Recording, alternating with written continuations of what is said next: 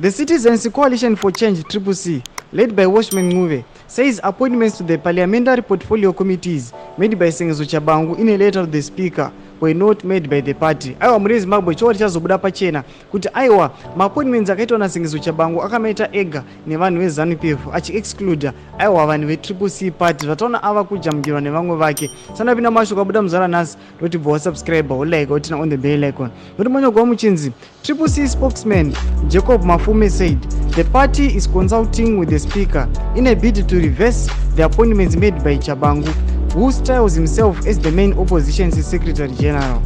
The Standing Committee noted the correct decision, namely the rescission of the appointments made by Jameson Timber, and therefore notes the rescission affected by the Speaker of Parliament, Honorable Jacob Mdenda, on the 29th of May 2024.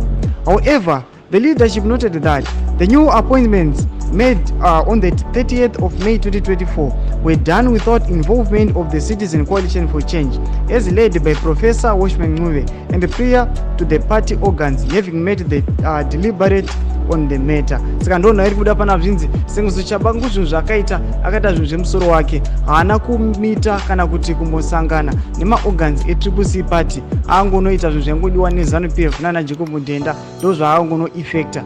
Aiwa zvinhu zvisina kuinvolva CCC zvatakuona kuti aiwa ava kufesa resistance nevanhu vemupati ye-CCC zvichinzi aiwa tauda kurivesa zvinhu zvakaita amino murezi Zimbabwe kuti zvinobudirira here. Chimbotidzai mafungiro enyu muri kudii pamusoro penhau iyi. Aiwa pinai comment section medu musaka no subscribe kulike channel tina on the bell icon.